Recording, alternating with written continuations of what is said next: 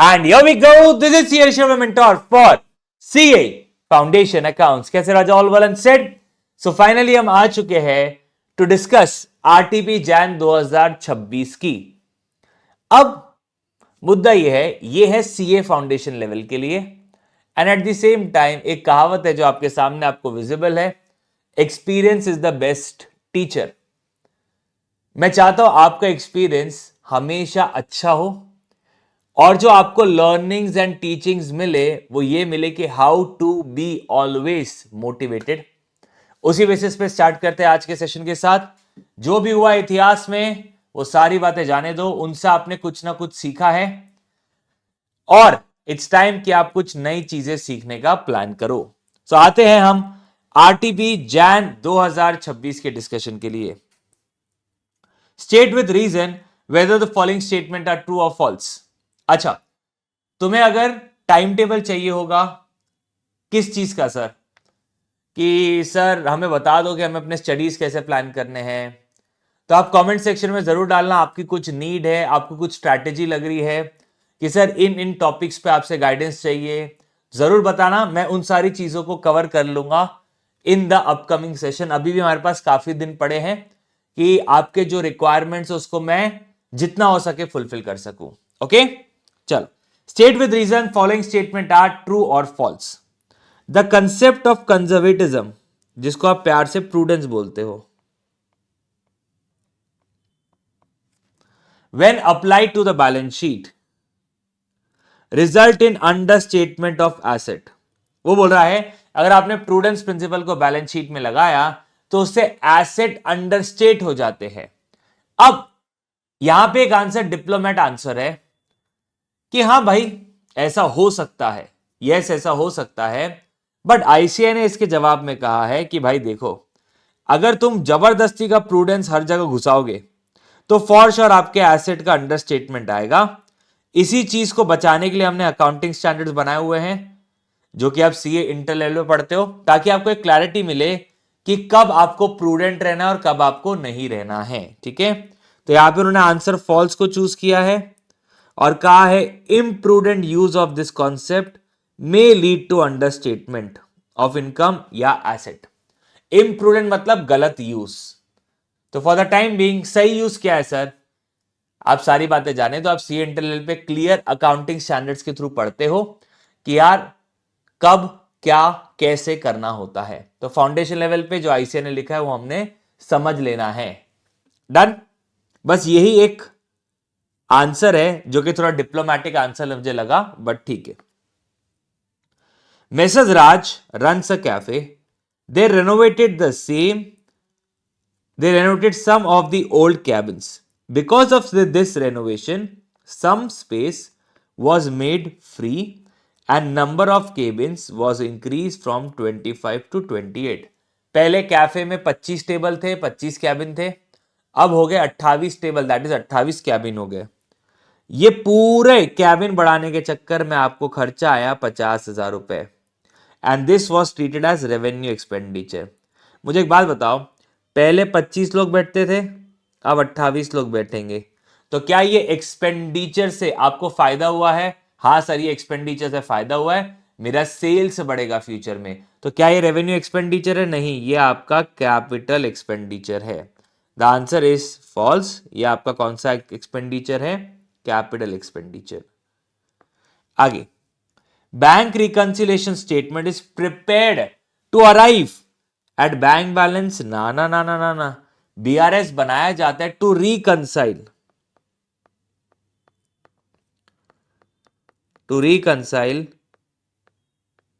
Balance as per cash book and balance as per passbook. Okay, C का answer है false. अच्छा, true और false में maximum चीजों के आंसर फॉल्स होते हैं. ओके, तो अगर आपको कोई पर्टिकुलर चीज का आंसर नहीं समझ में आ रहा क्या लिखूं, तो फॉल्स लिख देना, तुक्का. मतलब देखो, 6 ट्रू और फॉल्स आएंगे, तुम्हें 10 के 6 में से 5 का आंसर पता है, 6वें का आंसर तुम्हें नहीं आ रहा, ट्रू लिखोगे फॉल्स लिखोगे, तो प्रिफर फॉल्स. क्योंकि majority of the true and false के आंसर फॉल्स होते हैं। ओके, ये कब लगाओगे? जब तुम्हें नहीं आ रहा है तब। Provision for bad debt is debited to debtor. ना ना ना ना ना ना ना, जब भी हम प्रोविजन बनाते हैं तो हम profit and loss account debit करते हैं और प्रोविजन को क्रेडिट करते हैं। तो हम इसका डेबिट इफेक्ट डेटर में नहीं देते, इसका डेबिट इफेक्ट हम प्रॉफिट एंड लॉस में देते हैं। Again false. डेप्रीसिएशन और नॉन कैश एक्सपेंस, बिल्कुल, जब भी आप डेप्रीसिएशन की एंट्री मारते हो, डेप्रीसिएशन खर्चा डेबिट तो होता है, क्रेडिट क्या होता है? एसेट। तो उसकी वजह से कैश का आउटफ्लो नहीं होता है, वो नॉन कैश एक्सपेंस है। And does not result in cash outflow, the answer is true. Discount at the time of retirement of bill, retirement का मतलब अर्ली पेमेंट। अर्ली पेमेंट कौन करता है? दो लोग होते हैं, एक होता है ड्रॉवर, एक होता है ड्रॉई। ड्रॉवर बिल बनाता है, ड्रॉई बिल एक्सेप्ट करता है। ड्रॉई के लिए लाइबिलिटी होती है पे करने की। तो अगर ड्रॉई जल्दी पेमेंट करता है तो उसे डिस्काउंट मिलता है। तो क्या वो ड्रॉई के लिए गेन है? हाँ बिल्कुल, it's a gain for the ड्रॉई। Next, provision for discount on creditors. तो क्रेडिटर मुझे डिस्काउंट देंगे, ये मेरी कमाई है, इसका मैं प्रोविजन बना रहा हूं। डिस्काउंट ऑन क्रेडिटर्स मेरी कमाई है और मैं इस कमाई का प्रोविजन बना रहा हूं। Is often not provided due to principle of conservatism, बिल्कुल। प्रूडेंस प्रिंसिपल क्या बोलता है? आप फ्यूचर के एंटिसिपेट लॉसेस को दिखा दो बट इनकम को मत दिखाओ। तो यस बिल्कुल, डिस्काउंट हमें क्रेडिटर से मिलना है, ये मेरे लिए कमाई है, मैं इसको नहीं दिखाता हूं because of prudence principle. The answer is true. आगे बढ़ते हैं। The firm will keep surrender value of the joint life policy on the death of the partner. The firm will receive surrender value. Sir surrender value कब मिलती है? Surrender value मिलती है retirement पे।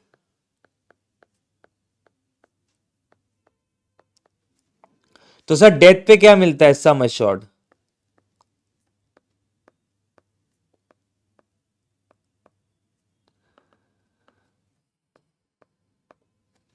Okay done, तो इसका answer भी false हो जाएगा। Next, when a NPO separate trading activity where will a NPO separate trading activity, the profit and loss from trading activity shall be transferred to income and expenditure account at the time of consolidation। ये क्या बोलना चाह रहा है? NPO not for profit making के लिए काम करते हैं, इसलिए हम उनका क्या बनाते हैं? Income and expenditure account. लेकिन होता क्या है, अगर एक एनपीओ चंदे डोनेशन पे डिपेंडेंट होती है तो वो एनपीओ लॉन्ग टर्म में सक्सेसफुल नहीं, वो एनपीओ बंद होना ही है। अगर किसी की डिपेंडेंसी चंदे पर है तो वो charitable organisation, not for profit making organisation, कभी ना कभी बंद होना ही है। तो एनपीओ क्या कर रही है? एनपीओ बोल रही है भाई मेरे को अपने ये चैरिटेबल पर्पस के लिए पैसा चाहिए। ये पैसा कैसे आ रहा है? बिजनेस एक्टिविटी करके। ये पैसा कहां से आ रहा है? बिजनेस एक्टिविटी करके। तो बिजनेस एक्टिविटी करके मैं प्रॉफिट कमाऊंगा और वो प्रॉफिट को मैं इनकम एंड एक्सपेंडिचर अकाउंट के क्रेडिट साइड लिखूंगा एंड उसमें से मैं फिर खर्चे करूंगा। किस चीज के लिए? चैरिटेबल पर्पस के लिए। तो अब आपको वो बोल रहा है कि जब एक एनपीओ ट्रेडिंग एक्टिविटी करता है, मतलब बिजनेस एक्टिविटी करता है, ओके, तो जो उसकी इनकम है, जो भी उसकी इनकम है, वो क्या इनकम एंड एक्सपेंडिचर अकाउंट में ट्रांसफर हो जाएगी? द आंसर इज यस, वो इनकम एंड एक्सपेंडिचर अकाउंट में ट्रांसफर हो जाएगी कंसोलिडेशन करते वक्त, मतलब ईयर एंड पे। फिक्स चार्ज डिबेंचर्स के केस में फिक्स चार्ज का मतलब होता है, मैंने पहले ही बता दिया कि कौन से एसेट पे मैं अपना लीन कर रहा हूं, मैं कौन से एसेट पे अपना हक जमा रहा हूं, that is fix charge.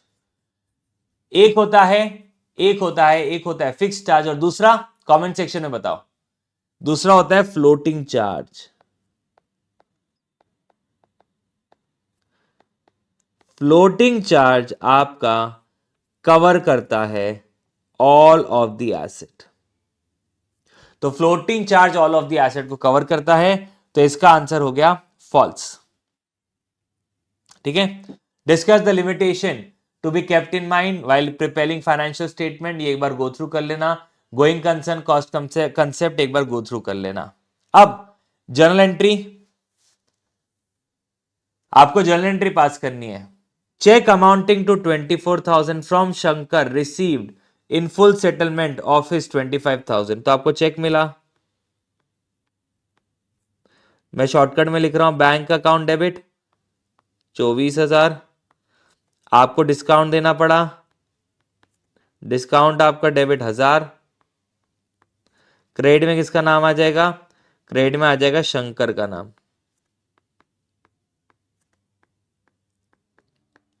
25,000। Okay, चलो विड्रॉल फॉर पर्सनल यूज, जहां लिखा पर्सनल यूज वहां ड्रॉइंग्स डाल देने का।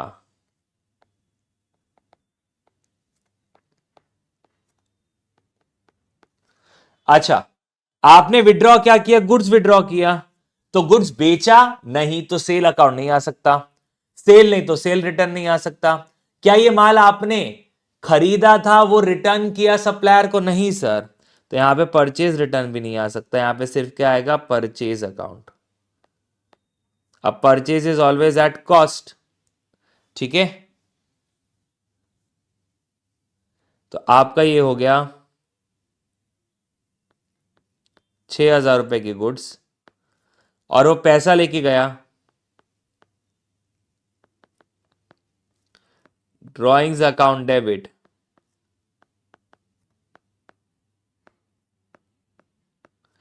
To cash account 3,000।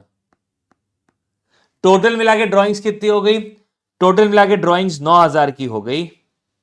सर क्या हम कंबाइंड एंट्री कर सकते हैं, बिल्कुल कर सकते हैं। सर आपने क्यों नहीं किया, बिकॉज मेरे पास स्पेस नहीं था। ठीक है जी, चल goods costing 3,000 distributed as free sample, आपने फ्री सैंपल के लिए दिया, दैट इज आपने एडवर्टीजमेंट के लिए दिया, तो advertisement expense, promotional expense, marketing expense account debit to credit में क्या हो जाएगा, परचेज का खाता, and purchase account at cost होता है तो वो 3,000 ही आएगा। रिसीव्ड कमीशन, हमें कमीशन मिली 15,000 रुपए,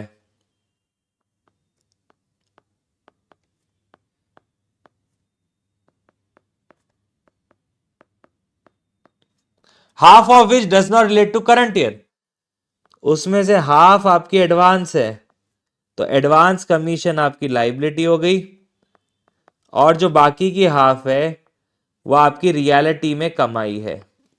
तो bank account debit 15,000 to advance commission 7,500 and to commission 7,500।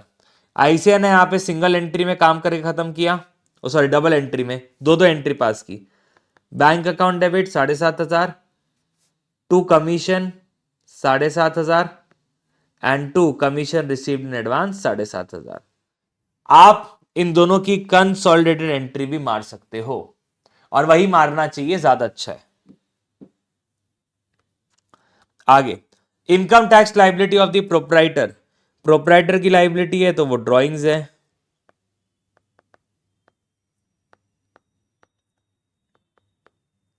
Drawings account debit to credit, आप पेटी कैश अकाउंट भी कर सकते हो,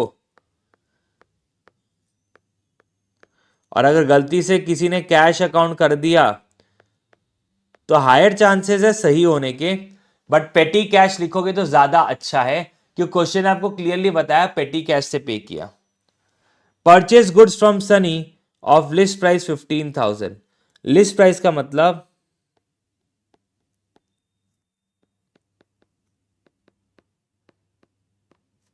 बिफोर ट्रेड डिस्काउंट वाली वैल्यू, 15,000 में 10% हटा दो ट्रेड डिस्काउंट का, दैट इज 1,500, तो ये आपका बचा 13,500। 13,500 आपकी परचेज वैल्यू है, तो परचेज अकाउंट डेबिट 13,500। 200 रुपए का मुझे डिस्काउंट मिला, तो जो डिस्काउंट मिल रहा है वो मिले कमाई, और बाकी का मैं पे कर रही हूं, तो bank account credit 13,300।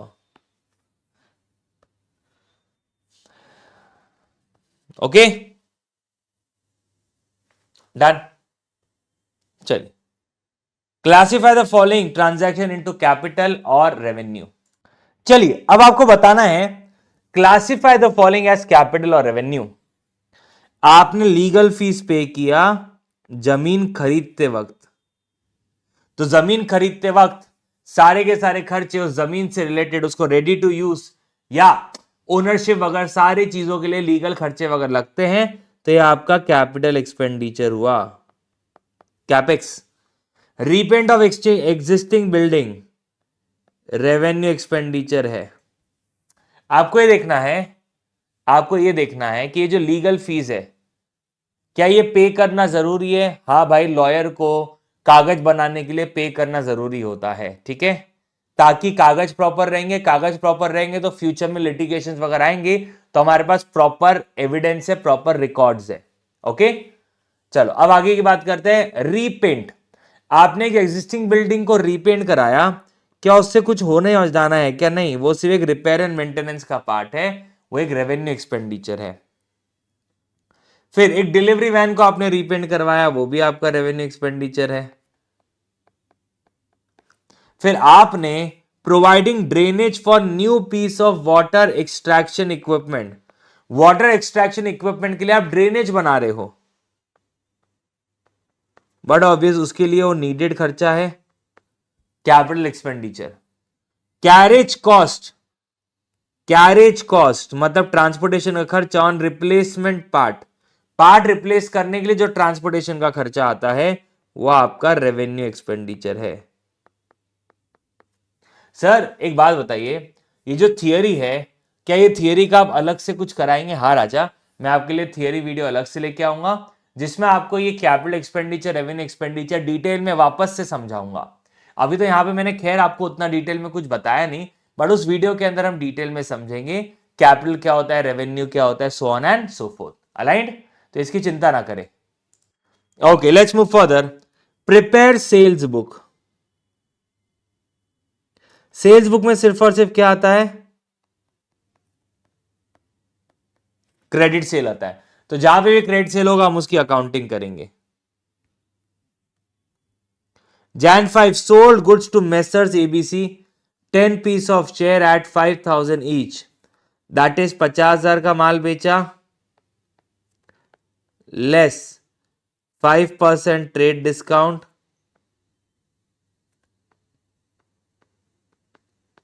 That is 47,500। अब आप फॉर्मेट बनाओगे सेल्स बुक का, that is date, particulars, details and आखिर में अमाउंट का कॉलम। तो डेट, कब खरीदा, किससे खरीदा, क्या खरीदा, कितने में पड़ा।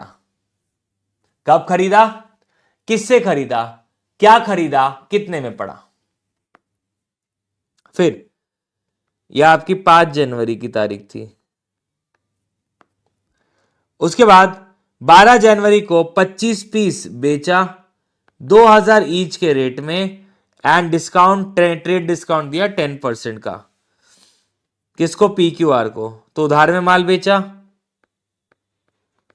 किसको बेचा? PQR को। क्या बेचा? 25 शेयर, हर शेयर 2,000 रुपए की, दैट इज 5,000 का माल बेचा। और माल बेचते वक्त क्योंकि उसने बल्क में खरीदा तो मैंने उसको डिस्काउंट दिया 10% का, तो आपका फाइनल फिगर आया 45,000।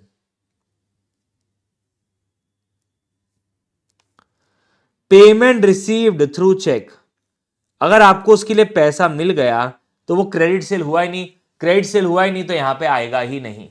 Okay Jan 28 sold to Messrs LMN 50 pieces of cupboards 10,000 each at 20% trade discount, 50 into 10,000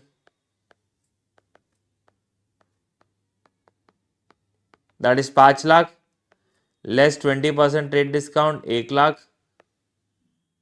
the whole divide by 4 lakh, -1 that is 4 lakh. Okay, यहां से आपका रेक्टिफिकेशन ऑफ एरर चैप्टर शुरू होता है। Excited to rectify the errors? चलो, mister Lalit was unable to agree the trial balance last year and wrote the difference to profit and loss account। अब sir मुझे याद आ रहा है, अगर पिछले साल मैंने डिफरेंस प्रॉफिट एंड लॉस में डाला था, तो अब जब मैं करंट ईयर में रेक्टिफाई करूंगा तो नॉमिनल अकाउंट की जगह profit and loss adjustment account लिखूंगा, पहली चीज। दूसरी चीज सर दूसरी चीज मेरे दिमाग में आ रही है, हाँ दूसरी चीज ये आ गई कि जो profit and loss adjustment account बनेगा वो मैं हर नॉमिनल अकाउंट की जगह क्या लिखूंगा, profit and loss adjustment account. उसको ईयर एंड पे कैपिटल पे ट्रांसफर करना है, या क्वेश्चन खत्म होने के बाद जो भी उसका बैलेंस है उसको कैपिटल में ट्रांसफर करना है। अच्छा, एट द सेम टाइम यहां पे सर सस्पेंस अकाउंट भी आ सकता है। सस्पेंस अकाउंट के बैलेंस को भी आपने ट्रांसफर करना है प्रॉफिट एंड लॉस, ना ना ना ना ना, उसको भी ट्रांसफर करना है कैपिटल अकाउंट में। दैट मीन्स यहां पे जो profit and loss adjustment account का बैलेंस आएगा और यहां पे जो सस्पेंस अकाउंट का बैलेंस होगा, उन दोनों को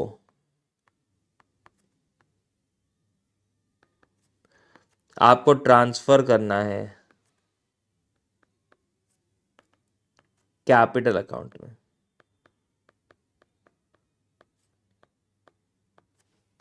उन दोनों का आपको ट्रांसफर करना है कैपिटल अकाउंट में।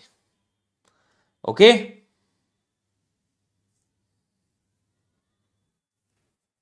चलिए, on verifying the old books by the chartered accountant next year the following mistakes were found.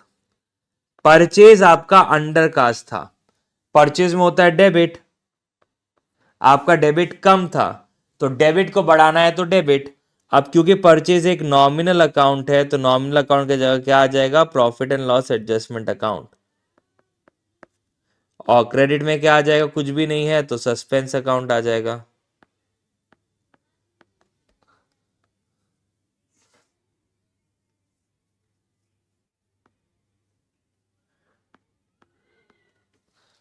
Okay, next, sale of goods to Rashmi 5000 omitted to be recorded. तो आपने रश्मि को उधार में माल बेचा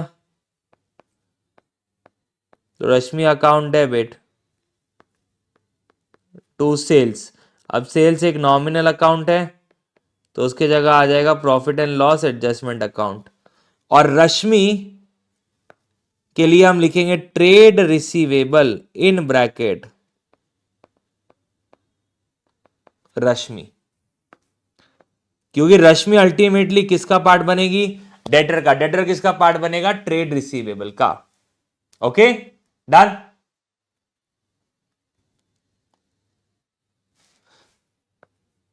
अब आईसीए ने यहां पे सिर्फ रश्मि अकाउंट लिखा है, बट आपका प्रेफरेंस होना चाहिए trade receivable in bracket Rashmi account. आपने ये लिखना चाहिए एग्जाम में, बेटर अप्रोच है। Okay, receipt of cash from Ashok was posted to the account of Anubhav. मुझे कैश मिला तो cash account debit, Ashok credit. तो मुझे अशोक को क्रेडिट करना था, वॉज पोस्टेड टू अनुभव, मैंने गलती से अनुभव को क्रेडिट कर दिया। तो गलती सुधारने के लिए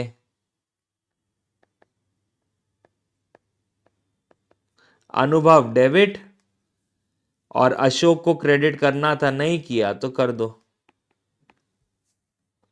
अनुभव डेबिट अशोक क्रेडिट।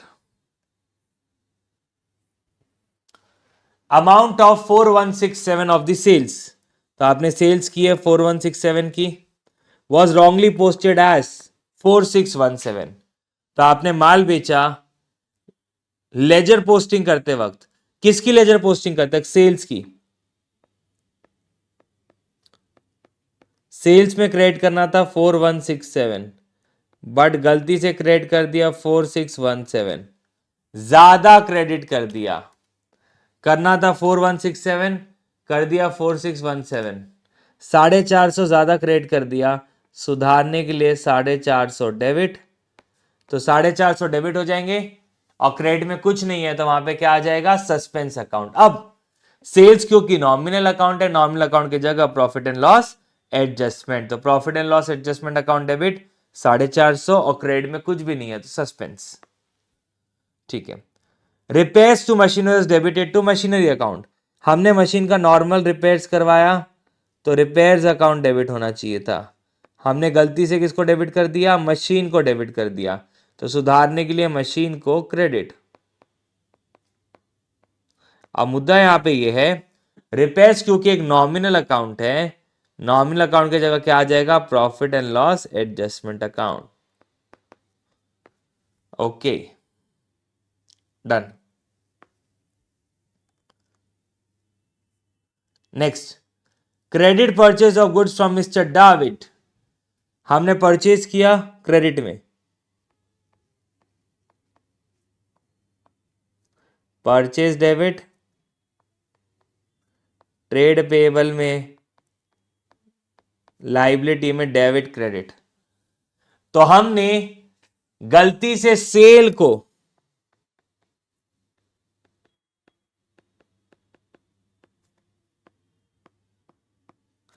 मैंने सेल्स को क्या मान लिया, परचेज मान लिया।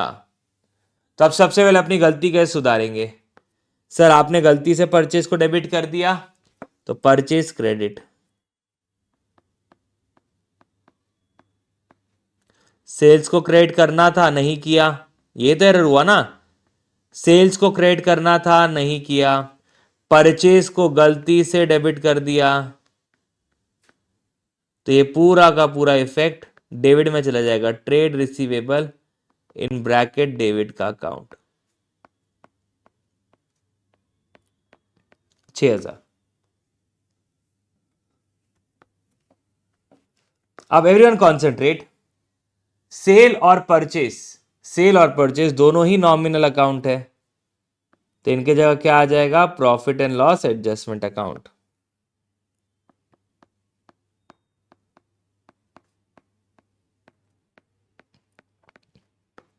ओके, एक सेकेंड भाई, इधर क्या हो गया, ओ मैंने उल्टा कर दिया, सो सॉरी एवरीवन। हमने परचेज किया था, बट हमने परचेज को क्या मान लिया, सेल मान लिया, तो परचेज अकाउंट डेबिट होना चाहिए था। आपने गलती से सेल्स को क्रेडिट कर दिया तो सुधारने के लिए सेल्स को डेबिट, और डेबिट को क्रेडिट करना था, आपने डेबिट को गलती से डेबिट कर दिया, तो ये हो गया आपका 3000, 3000, 3000। अब क्योंकि मैं ईयर एंड के बाद रेक्टिफिकेशन कर रहा हूं तो नॉमिनल अकाउंट की जगह क्या आ जाएगा, profit and loss adjustment account.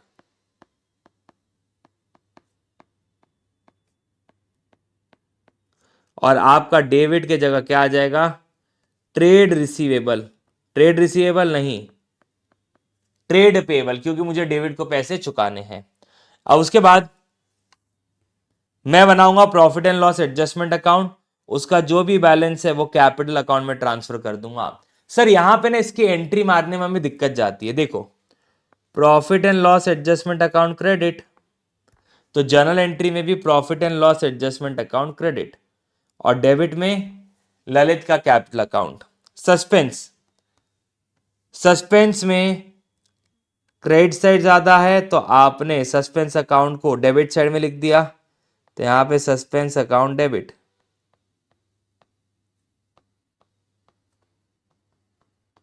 Credit में क्या आएगा, कैपिटल, तो सस्पेंस डेबिट, क्रेडिट होगा कैपिटल अकाउंट। ओके,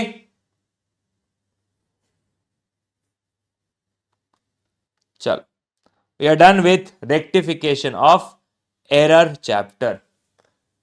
अब हमें करना है बैंक रिकॉन्सिलेशन स्टेटमेंट। तो चलिए राजा अब प्रोसीड करते हैं with bank reconciliation statement. According to the cash book of Arun, the balance was rupees 8,90,000 in his bank. तो balance as per cash book कितना हो गया?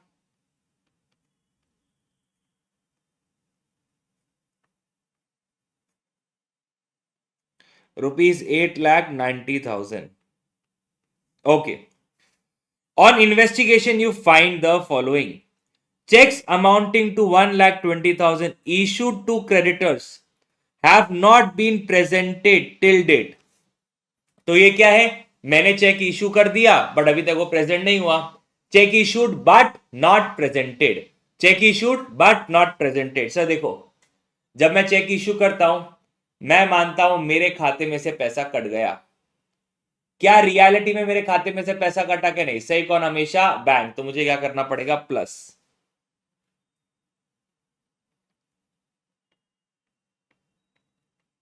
तो 1,20,000 plus. Cheque paid into bank का मतलब क्या होता है? Cheque deposited into bank amounting to 2,21,000, out of which checks amounting to 1,10,000 only collected by the bank.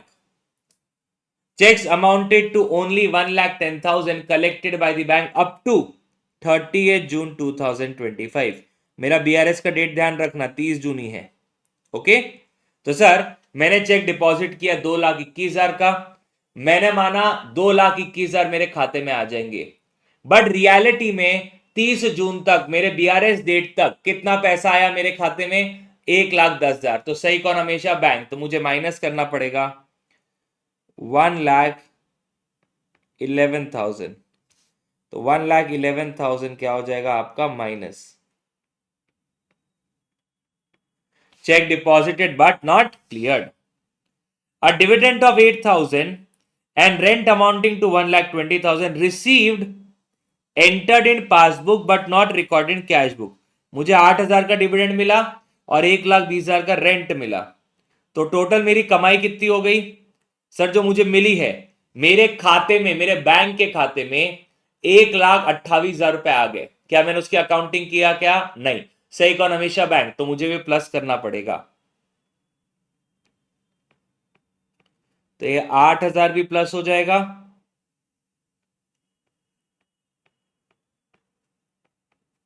और ये 1,20,000 भी प्लस हो जाएगा. ठीक है. Insurance premium paid by the bank 5,400 not entered in cash book. Premium 5,400 रुपए पे हो चुका है, मेरे खाते में से कट चुका है. क्या मैंने उसकी अकाउंटिंग की है? नहीं. सही कौन? हमेशा बैंक. तो मुझे भी करना पड़ेगा माइनस. आगे the payment side of the cash book. Payment side कौन सी साइड होती है? क्रेडिट साइड होती है. Undercast bye 1,000. अब आपका पेमेंट साइड कम है 1,000 रुपए से, तो पेमेंट साइड बढ़ाएंगे तो ऑटोमेटिकली बैलेंस कम हो जाएगा 1,000 रुपए. बैंक चार्जेस 300 रुपए पासबुक में है बट कैश बुक में नहीं है, तो आपके खाते में से 300 रुपए कट गए, आपने उसकी अकाउंटिंग नहीं की. खाते में से 300 कट गया, आपने उसकी अकाउंटिंग नहीं की. सही कौन? हमेशा बैंक. माइनस बिल पेबल है 40,000 का जो बैंक ने पे कर दिया but not entered in cash book. मेरे खाते में से 40,000 रुपए कट गए और मैंने उसकी अकाउंटिंग नहीं किया. और बिल रिसीवेबल है 12,000 रुपए का जिसको हमने डिस्काउंट करवाया बैंक से एट अ कॉस्ट ऑफ 200. तो 12,000 में से 200 हटा दो, उतना पैसा तो मिला नहीं, वो डिस्काउंटिंग चार्जेस हो गए और उसको आपने रिकॉर्ड नहीं किया. ओ मतलब मुझे 11,800 रुपए मिले और मैंने उसकी अकाउंटिंग नहीं किया. कैसे? 200 12,000. 12,000 में से 200 हटा दो तो 11,800 रुपए मिले, मेरे बैंक में आ गए बट मैंने उसकी अकाउंटिंग नहीं किया. सही कौन? हमेशा बैंक. तो मुझे प्लस करना पड़ेगा. ओ अब मुझे नीचे पता चला कि आपको कैश बुक में अप्रोप्रिएट एडजस्टमेंट करना है. मतलब मुझे यहां पे क्या बनाना है? Adjusted cash book.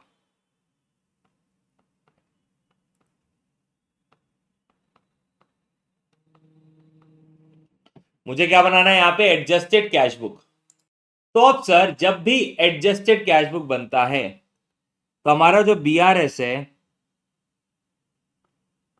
उसमें सिर्फ 3 चीजें जाती है, cheque issued but not presented, cheque deposit but not clear, error by by. चलो अब पहला चालू करते हैं। ये 8,90,000 फेवरेबल है कि अनफेवरेबल है? सर ये फेवरेबल बैलेंस है, कुछ नहीं बोला तो फेवरेबल। तो ये आपका डेबिट साइड, सारे प्लस यहां पे लिखोगे, ये क्रेडिट साइड सारे माइनस यहां पे लिखोगे, तो बैलेंस ब्रॉट डाउन 8,90,000। अच्छा, उसके अलावा ये है cheque issued but not presented, ये बीआरएस में जाएगा, cheque deposit but not cleared, ये बीआरएस में जाएगा।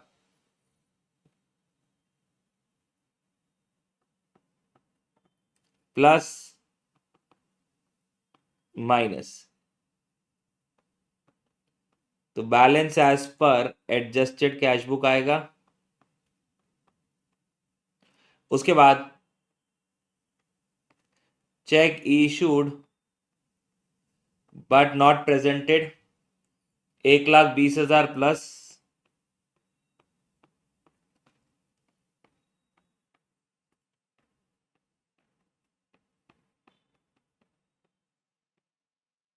Cheque deposit but not cleared 1,11,000। Okay done. Dividend 8,000 का मिला और 1,20,000 का रेंट मिला, तो ये कहां चले जाएंगे? एडजस्टेड कैश बुक में। प्लस मतलब डेबिट साइड चले जाएंगे। ओके, फिर 5,400 1,300 ये माइनस है, माइनस मतलब क्रेडिट साइड चले जाएंगे। 5,300 1,000 और 300, सॉरी 5,400 1,000 और 300, 40,000 माइनस और 11,800 प्लस। तो मेरा डेबिट साइड ज्यादा है, पॉजिटिव साइड ज्यादा है। 8,90,000 plus 8,000 plus 1,20,000 plus 11,800,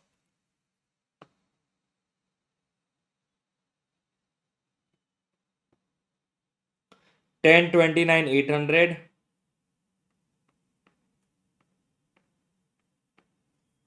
minus 5,400 minus 1,000 minus 300 minus 40,000, 9,83,100।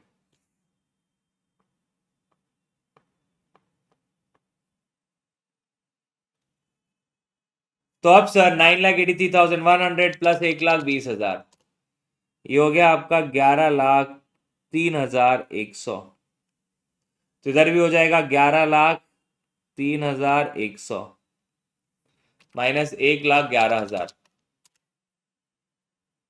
तो 9,92,100 फेवरेबल बैलेंस, क्योंकि मेरा प्लस साइड ज्यादा है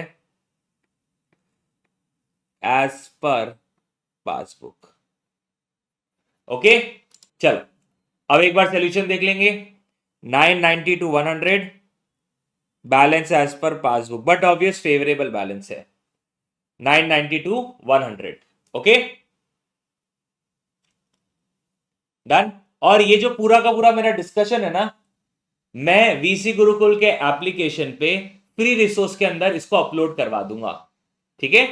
तो इनकेस आपको ये डाउनलोड करना है, जो मैंने लिखा है, अगर आपको वो डाउनलोड करना है फ्यूचर में एक्सप्लेनेशन के लिए, तो डेफिनेटली आप वीसी गुरुकुल के एप्लीकेशन पे जाएंगे, फ्री रिसोर्स सेक्शन में आपको ये पूरा का पूरा डिस्कशन मेरा मिल जाएगा। अलाइंड? चलिए अभी हम वैल्यूएशन ऑफ इन्वेंट्री वाला क्वेश्चन करते हैं। सब यहां पे ध्यान देंगे, बच्चों को अक्सर इसमें दिक्कत जाती है, तो राजा मेरे मेरे प्यारे प्यारे प्यारे प्यारे प्यारे प्यारे राजा, यहां सब ध्यान दो। और अगर अभी तक अच्छा लगा है तो कमेंट सेक्शन में जरूर बताना कि क्या मजा आ रहा है, आरटीपी से कॉन्फिडेंस महसूस हो रहा है, और जो मैं आपके लिए सॉल्व कर रहा हूं क्या उससे आपको एक लग रहा है कि हाँ भाई हमको जम रहा है या समझ में आ रहा है, ये एक्सप्लेनेशन अच्छा लग रहा है sir. Puneet closed his books of accounts on 31st March every year. Inventory taking for the year ended 31st March was completed by 10th of April. Oh my God. तो मुझे 10 अप्रैल से पीछे जाना पड़ रहा है 31 मार्च पे। तो फॉरवर्ड की बैकवर्ड? सर पीछे जाना पड़ रहा है, बैकवर्ड, ठीक है। On that date the value of stock in the godown, value of stock in the godown was 4,50,000 at cost. तो यहां पे हो गया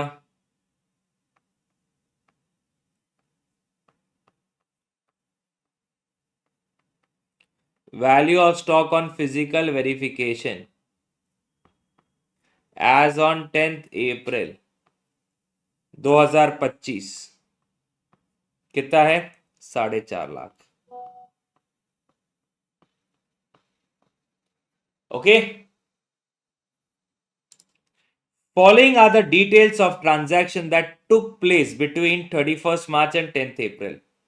तो 31st मार्च और 10th अप्रैल के बीच में मैंने एक कस्टमर को गुड्स बेचा 1,10,000 रुपए का। तो अब ये सेल वैल्यू है, मुझे क्या चाहिए? सेल्स एट कॉस्ट, ठीक है। और इसमें सेल रिटर्न भी है, तो मेरा नेट सेल कितना हो गया? मेरा नेट सेल्स हो गया 1,00,000 रुपए का, ठीक है। और नीचे आपको दिया हुआ है कि gross profit margin is 25% on cost. तो अगर मेरा 100 रुपए का कॉस्ट है, 25 रुपए का ग्रॉस प्रॉफिट मार्जिन, 125 रुपए का सेलिंग प्राइस, तो मेरा सेलिंग प्राइस कितना है? 1,00,000। तो मेरा कॉस्ट कितना हो गया? 1,00,000 इंटू 100 डिवाइड बाय 125, तो हो गया आपका 80,000 रुपए। अब मुझे एक बात बताओ, जब हम फॉरवर्ड की बात करते हैं, जब हम फॉरवर्ड की बात करते हैं, इधर सब ध्यान देंगे,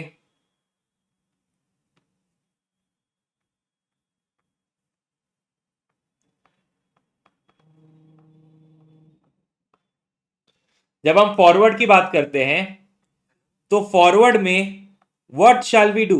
परचेज का क्या होता है? सेल का क्या होता है? परचेज रिटर्न का क्या होता है? काम करते इसको ऊपर लिख देते, परचेज रिटर्न का क्या होता है? सेल का क्या होता है? सेल रिटर्न का क्या होता है? सर फॉरवर्ड में परचेज ऐड होता है, तो परचेज रिटर्न उसका उल्टा, सेल उसका उल्टा, सेल का उल्टा सेल रिटर्न। बैकवर्ड में परचेज माइनस होता है, purchase return plus cell return minus. तो यहां पे सेल क्या होगा? प्लस होगा।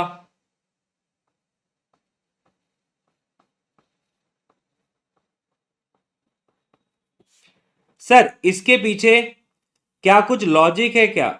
मैं आपको बोल रहा हूं, ये 80,000 रुपए का माल क्या फिजिकल वेरिफिकेशन में काउंट हुआ क्या? मेरा फिजिकल वेरिफिकेशन 10 अप्रैल को हुआ, क्या ये 10 अप्रैल के फिजिकल वेरिफिकेशन में काउंट हुआ क्या? The answer is no sir. But क्या 31 मार्च को ये मेरा ओन्ड था? हां जी सर, ये आपका ओन्ड था। सर आपका लोगो के वजह से हमें दिख नहीं रहा कुछ, ये लो सर, लोगो हटा दो यार, ये क्या बदतमीजी है, लोगो हटाओ। बेटा अब तुम बोलोगे तो हटा देंगे, बात है क्या तुम्हारे? लो उसको नीचे ले आएंगे हम, ओके अभी के लिए, ठीक है सर।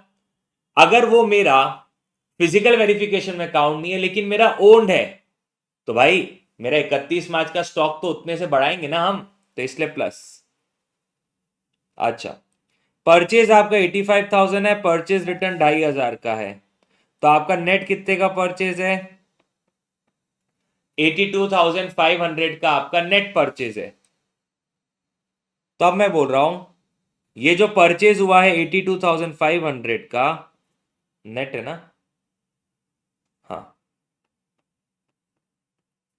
ये क्या 10 अप्रैल को फिजिकल वेरिफिकेशन में काउंट हुआ? हाँ, लेकिन क्या ये मेरा ओन था क्या? नहीं। अगर मेरा ओन ही नहीं था तो हटा दूंगा मैं उसको। 4.5 लाख के अंदर ये 82,500 इंक्लूडेड है, तो हटा दूंगा, ये मेरा ओन ही नहीं था। ठीक है, आगे गुड्स कॉस्टिंग 20,000 रिसीव्ड इन मार्च, वो मार्च में मिले for sale on consignment basis, मतलब मैं किसी और का एजेंट हूं और एज अ एजेंट मुझे माल मिला है, एज अ एजेंट मुझे माल मिला है। ओके, इसमें से 60% गुड्स में ऑलरेडी बेच चुका 10 अप्रैल तक। अब मुझे बात बताओ, 20,000 का 60% में 10 अप्रैल तक बेच चुका, दैट इज 12,000 रुपए का माल मैं बेच चुका। अब 8,000 रुपए का माल अनसोल्ड है,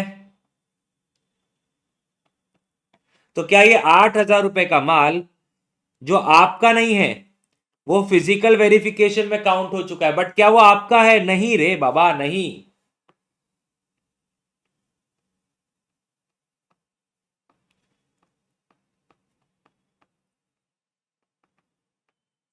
goods belonging to others,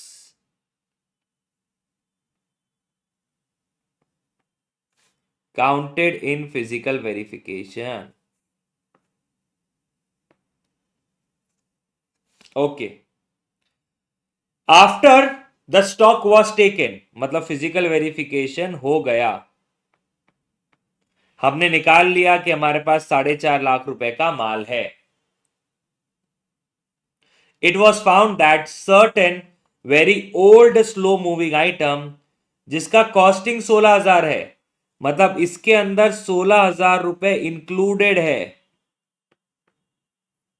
okay, should be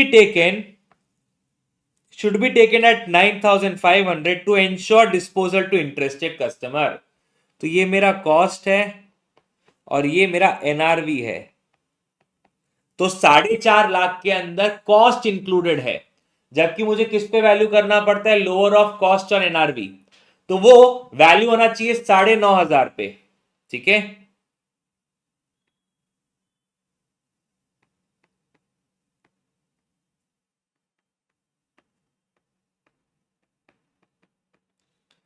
sir वो वैल्यू होना चाहिए 9,500 पे, बट वैल्यूड कितने पे? 16,000 पे। तो 16,000 इस 4.5 लाख के अंदर इंक्लूडेड है, जबकि होना कितना चाहिए? 9,500, मतलब ज्यादा इंक्लूडेड है। कितना? 6,500 ज्यादा इंक्लूडेड है, तो उसे हम हटा देंगे। तो ये मेरा 31 मार्च 25 का स्टॉक आ गया। तो 4.5 लाख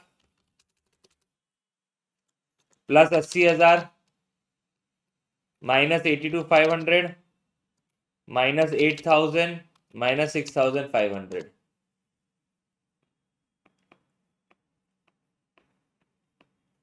4,33,000। अलाइंड? सबको सॉर्टेड? तो अब आपका देख लेते हैं आईसी ने क्या आंसर दिया हुआ है। 4,33,000। Okay, done. चलिए, अब नेक्स्ट क्वेश्चन आपका डेप्रीसिएशन का है, उसके बाद बिल्स ऑफ एक्सचेंज। ओके, अब जब मैं ये डेप्रीसिएशन वाला क्वेश्चन देखता हूं ना, मुझे एक क्वेश्चन है एलजी ट्रांसपोर्ट वाला जो आपके मॉड्यूल में है, उस क्वेश्चन की याद आती है, बिकॉज ये डिट्टो क्वेश्चन है, बस थोड़े से फिगर चेंज किए हुए हैं। ये वाला फिगर सेम टू सेम है, तो आप इस क्वेश्चन को स्किप कर सकते हैं। Let's come to bills of exchange. अब बिल्स ऑफ एक्सचेंज का ऐसा पहला सवाल है आरटीपी के तहत जहां पे जीएसटी की भी बात की हुई है। So please concentrate everyone. On October 2025 X sell goods to Y, तो एक्स ने वाई को माल बेचा for 25,000 plus IGST 18% and draws two bill of exchange on him. First bill for 15,000 for 2 months, second bill for the balance for 3 months. Y accepts the bill and sends the same to X. Both the bill are sent to the bank for collection on 1st October 2025. ठीक है, 1 अक्टूबर 25 को दोनों bill भेजा। ठीक है, in due course X receives the information from the bank on the due date of the respective bill that the bill of rupees 50,000 has been duly met and other bill has been dishonored. Noting charges of the second bill are rupees 500. Okay, पहला क्या यहां पे cell है? Yes, तो cell की entry क्या होगी? Sir हमने वाई को सेल किया, किसके बुक्स में एंट्री मारनी है? एक्स के, ठीक है। तो एक्स ने वाई को सेल किया,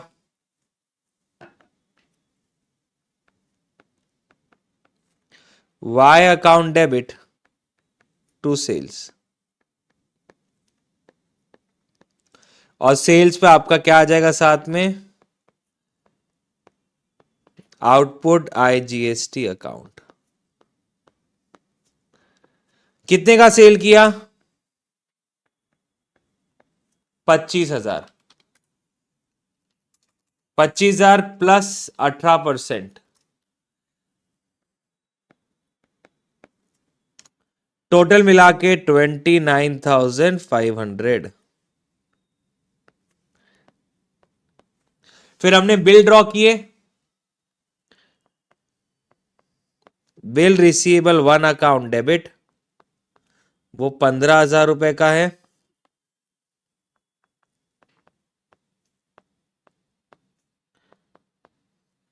बिल रिसीवेबल 2 अकाउंट डेबिट, वो है आपका 14,500 रुपए का।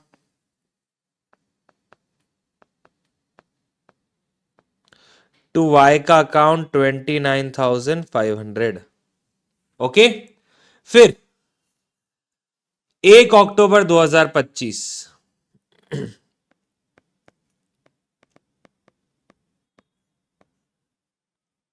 ये दोनों बिल हमने कलेक्शन पे दे दिए बैंक को, तो bill sent for collection account debit to bill receivable 1 account to bill receivable 2 account. तो ये 29,500 है, ये 15,000 है, और ये 14,500। अब बिल रिसीवेबल 1 ऑनर हुआ है ऑन ड्यू डेट, तो आप बिल रिसीवेबल 1 लिखोगे कि bill send for collection account लिखोगे? सर हम bill send for collection account लिखेंगे। और जो दूसरा बिल है वो डिसऑनर हुआ है, डिसऑनर हुआ है तो मतलब मुझे वाई से पैसे वसूल करने हैं।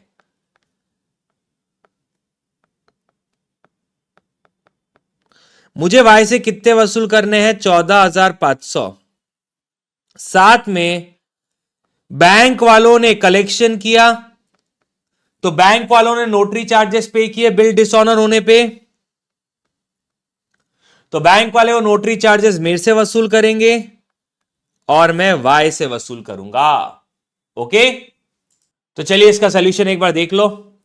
29,500, 25 4.5, 15 14,500, 29,500, फिर बिल सेंड फॉर कलेक्शन, फिर bank account debit to BFC, Y account debit to BSFC and to bank. Okay, done. चलो नेक्स्ट क्वेश्चन, फाइनल अकाउंट्स का। The following is the balance extracted of Sri Mohan Gupta as on 31st March 25, who carries on a business under the name Messrs Gupta and Associate। क्या करना है पहले नीचे देख लेते हैं।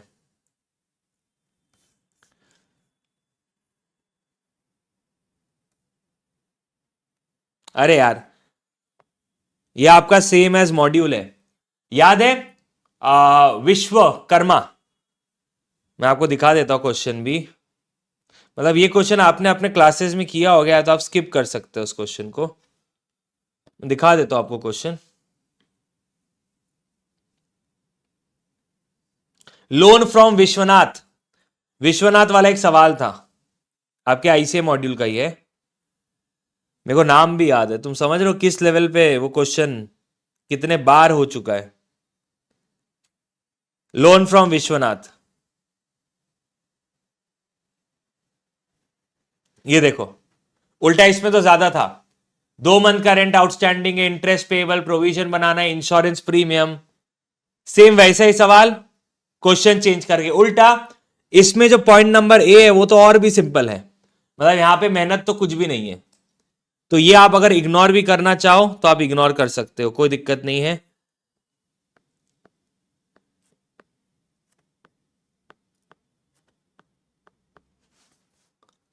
ठीक है सर, डन।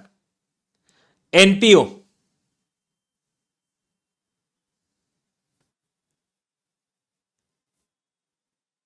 एनपीओ का क्वेश्चन मैं आपको सॉल्व करवा देता हूं। सॉल्व मतलब पूरा डिस्कस कर देता हूं, ठीक है। The following is the receipt and payment account of sports club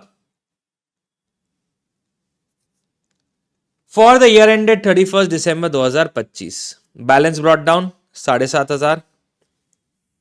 okay, फिर सब्सक्रिप्शन 40,000 मिला है, जिसके अंदर 2,000 रुपए 2024 का है। तो क्या मैं बोल सकता हूं ये 2,000 रुपए साल के पहले दिन रिसीवेबल होंगे? ये 2,000 रुपए साल के पहले दिन रिसीवेबल होंगे, इसलिए तो करंट ईयर में मिले। ठीक है। Donation, life membership fees, sale of furniture, entrance fees, interest on 10%, investment for full year. ये देख के तुम्हें क्या लग रहा है? सर ये देख के हमें इतना समझ में आ गया कि मेरा इन्वेस्टमेंट का वैल्यू 2 लाख होगा,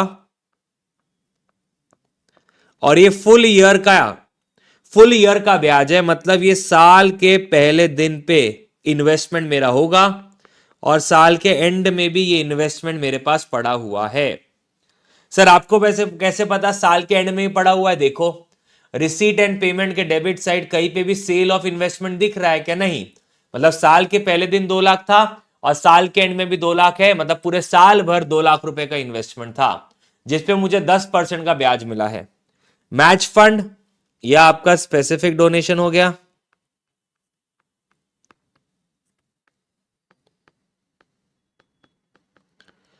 receipt and payment debit balance sheet के लिए asset side. Donation for building fund, ये भी आपका स्पेसिफिक डोनेशन हो गया। And sale of old newspaper. फिर हम पेमेंट साइड आते हैं, salary, match expense, sports material. तो अब ये मैच एक्सपेंस जो है ये मैच फंड में से मीट होंगे। बिल्कुल sir. Sports material, printing, honorarium, furniture, magazines. Furniture के लिए आपने पेमेंट किया है, मतलब ड्यूरिंग द ईयर आपने फर्नीचर परचेज किया है। Magazines and journal, books, municipal taxes. Books भी आपके लिए एसेट है, ड्यूरिंग द ईयर आपने खरीदा है। चलिए, एडिशनल इंफॉर्मेशन, 1 जनवरी 25 को आपके पास ये सारे एसेट्स थे। क्लियर? ओके। तो अब मैं यहां पे अगर बैलेंस शीट बनाऊं as on 1 January 25,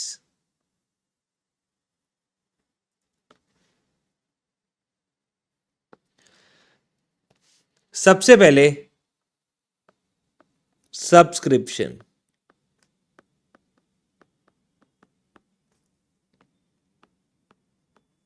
opening outstanding 3,000 का दिया हुआ है, बट 3,000 में से मिले कितने?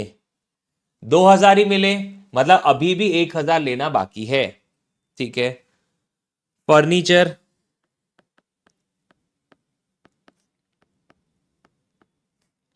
फर्नीचर है 10,000 रुपए का। उसके बाद है बुक्स है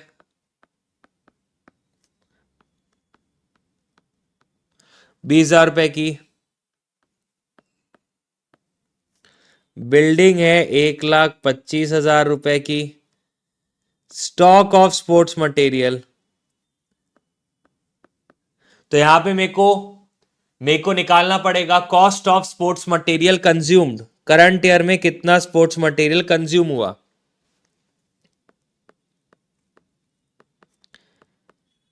यह आपके क्रेडिटर्स है 2,500। इसके अलावा साल के पहले दिन पे मेरे पास इन्वेस्टमेंट है 2 लाख रुपए का, एंड मेरे पास कैश ऑब्लिक बैंक का बैलेंस है कितना बैलेंस है? 7,500। सारा ओपनिंग का डेटा आपने फिल कर दिया, जितना डेटा आपके पास अवेलेबल था। ओके, आगे। The club had 1,000 member, each paying annual subscription of 50 rupees. 1,000 member है, हर मेंबर से 50 रुपए मिलते हैं। दैट इज 50,000 रुपए आपकी कमाई है। 20 members paid their subscription in advance in 2024। 20 member, हर एक से 50 रुपए। दैट इज 1,000 रुपए का सब्सक्रिप्शन एडवांस मिला था। ठीक है, तो आपका सब्सक्रिप्शन का एडवांस,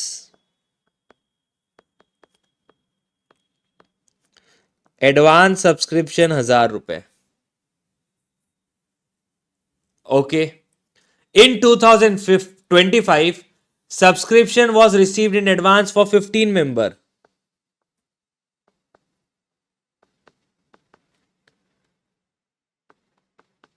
तो 750 आपका क्या है? क्लोजिंग एडवांस है। क्या बात है sir. Municipal taxes paid on 1st April each year. तो बात बताओ, ये जो म्युनिसिपल टैक्सेस है, यहां पे म्युनिसिपल टैक्सेस सबको दिख रहे हैं, ये कब पे हुए हैं? 1 जनवरी 2025। 1 जनवरी 2025 की 1 अप्रैल, सॉरी।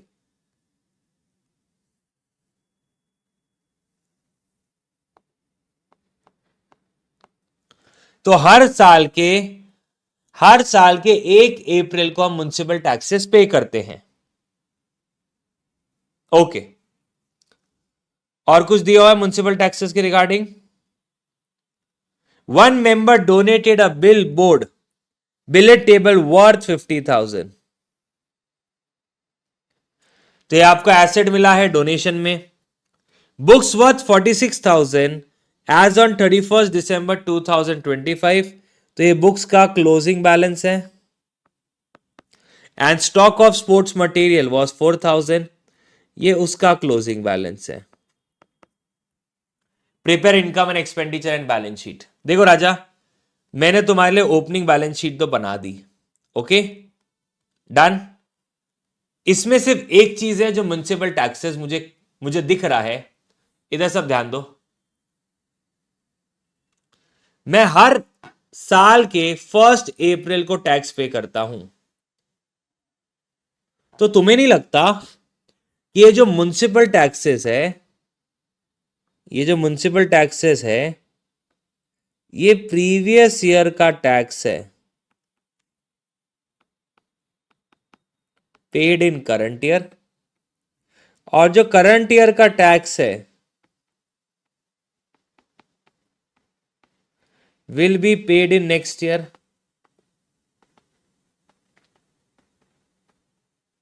यस, बिल्कुल सर। तो अब चलो एक एक करके डिस्कस करते हैं, एक एक पॉइंट पे। सबसे पहले आपका फॉर्मेट में आप क्या क्या बनाओगे? ओपनिंग बैलेंस शीट, जो कि आपके वर्किंग नोट का पार्ट होगा। Closing balance sheet, that is balance sheet as on 31 December, जो आपका मेन सोल्यूशन का पार्ट होगा। Income and expenditure for the year ending 31 December 25, ये भी आपके मेन सोल्यूशन का पार्ट होगा। And last but not the least, आप वर्किंग नोट नंबर 2 बनाओगे, जो कि बेसिकली आपका ये फॉर्मूला रहेगा।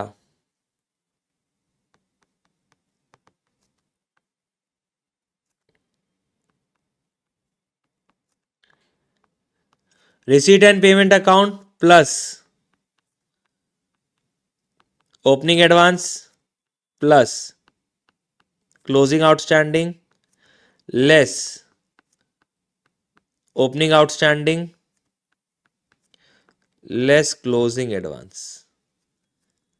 सबसे पहले बारी आती है सब्सक्रिप्शन की।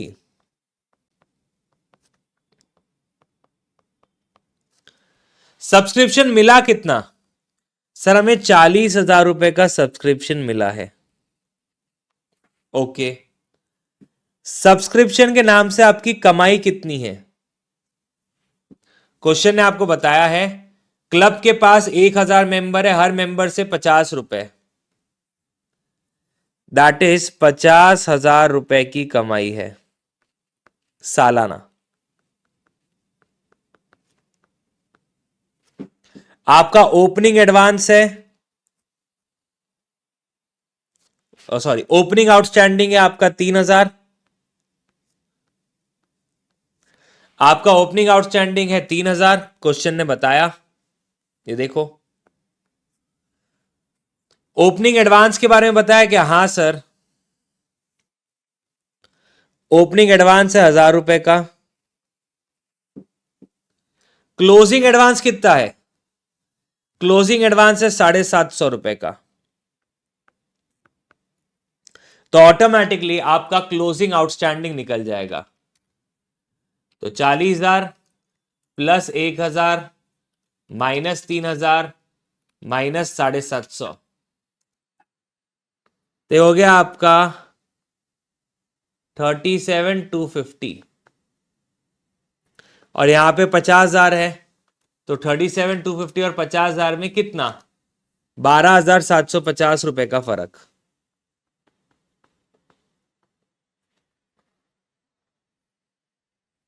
ओके, तो 12,750 आपको लेने हैं।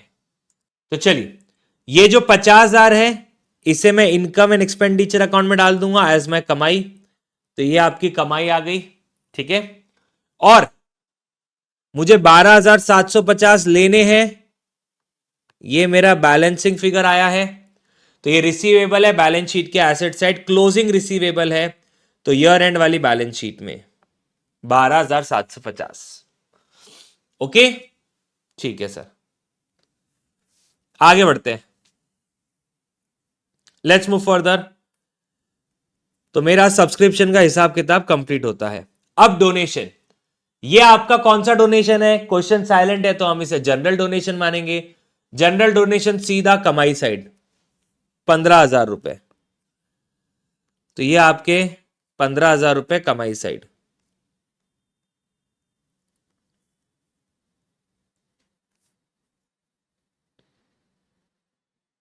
ओ माय गॉड, ये डोनेशन कहां मर गई? सर ये तो कमाई साइड दिख ही नहीं रही। अच्छा, क्या डोनेशन के रिगार्डिंग कुछ कहा था क्या?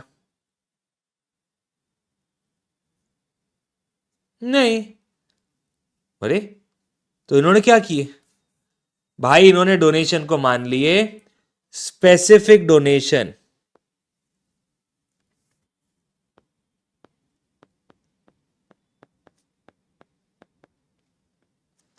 अल्टरनेटिवली आप इसे जनरल डोनेशन भी मान सकते हो।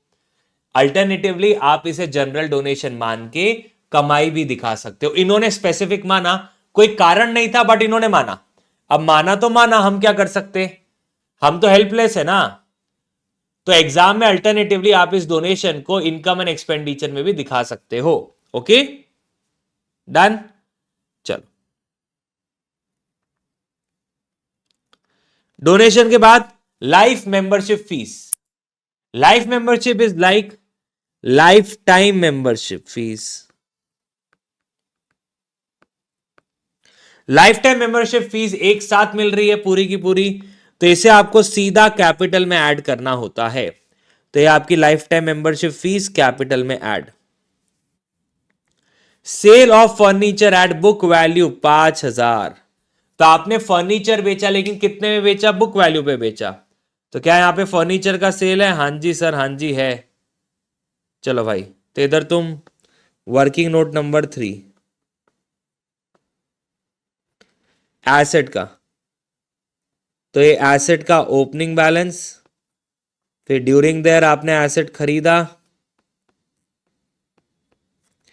फिर ड्यूरिंग देयर आपने एसेट बेचा, अगर लॉस में बेचा तो माइनस, और प्रॉफिट में बेचा तो प्लस,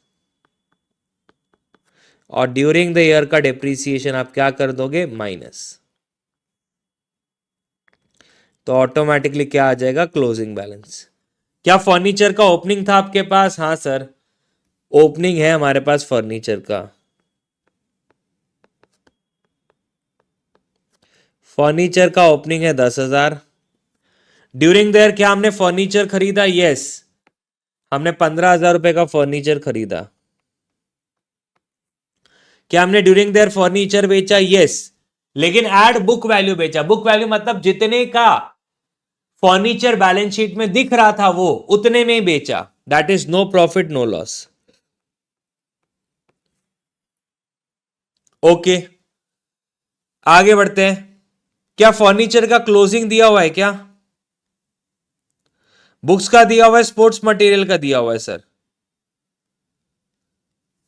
क्या फर्नीचर के डेप्रीसिएशन के बारे में कोई डेटा है क्या?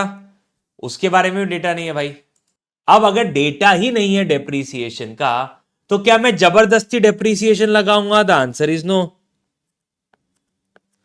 तो आपका फर्नीचर का क्लोजिंग आ जाएगा 20,000 रुपए। तो ये आपका फर्नीचर का क्लोजिंग 20,000 रुपए। ओके सर, आगे बढ़ते। Entrance fees. एंट्रेंस फीस को हम क्या करेंगे? अगर क्वेश्चन साइलेंट रहता है तो हम इसे कैपिटलाइज करेंगे। तो ये 10,000 रुपए आपके कैपिटल में ऐड। चलो, अभी इन्वेस्टमेंट लिख दिया मैंने 2 लाख का ओपनिंग, और इन्वेस्टमेंट आपका 2 लाख का क्लोजिंग।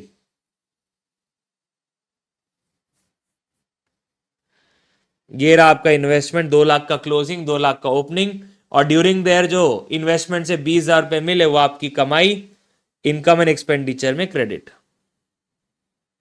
मैच फंड, ये आपका स्पेसिफिक फंड है, तो बैंक डेबिट, बैलेंस शीट के liability side credit, match fund. आगे डोनेशन फॉर बिल्डिंग फंड, ये भी आपका स्पेसिफिक डोनेशन है।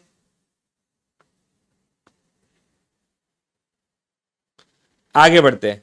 सेल ऑफ ओल्ड न्यूज़पेपर आपकी कमाई, इनकम एंड एक्सपेंडिचर अकाउंट में credit. Let's move further to the expenses. क्या सैलरी का कुछ ओपनिंग क्लोजिंग है क्या? नहीं सर, तो जितना सैलरी है पूरा का पूरा खर्चा।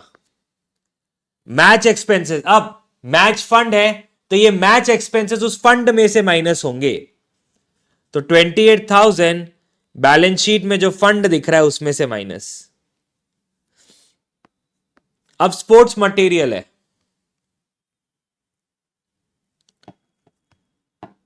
Cost of sports material consumed, opening stock plus purchases less closing stock. Opening stock opening balance sheet से 4,500,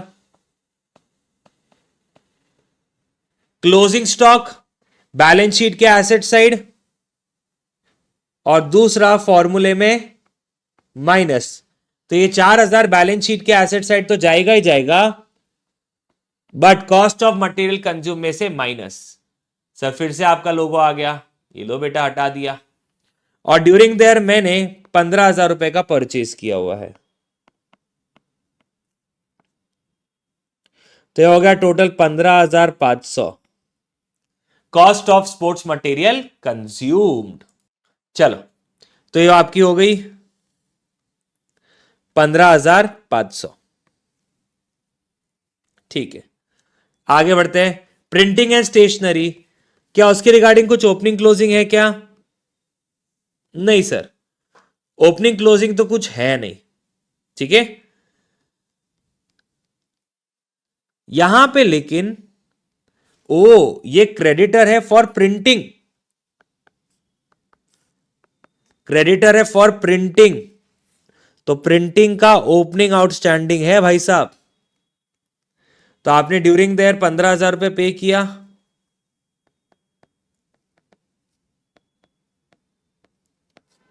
आपने प्रिंटिंग का 15,000 रुपए पे किया, 2,500 रुपए आपका ओपनिंग आउटस्टैंडिंग है,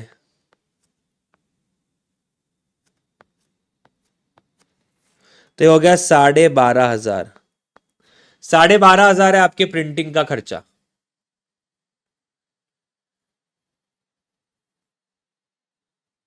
मैंने कितना फिगर लिख दिया?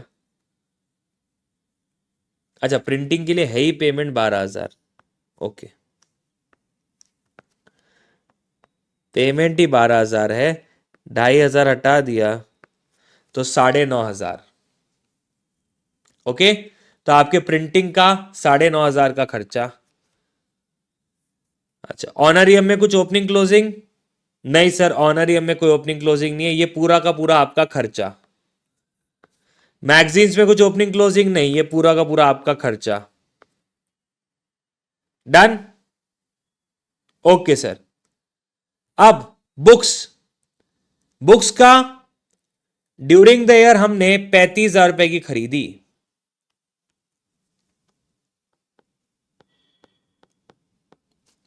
बुक्स का साल का ओपनिंग है 20,000 रुपए, 35,000 रुपए की और खरीदी। ड्यूरिंग द ईयर बुक्स कुछ बेची नहीं, बट मुझे बुक्स का क्लोजिंग मिल चुका है जो कि मैं बैलेंस शीट के एसेट साइड लिख रहा हूं 46,000। तो बुक्स का क्लोजिंग मुझे मिल चुका है बैलेंस शीट के एसेट साइड 46,000।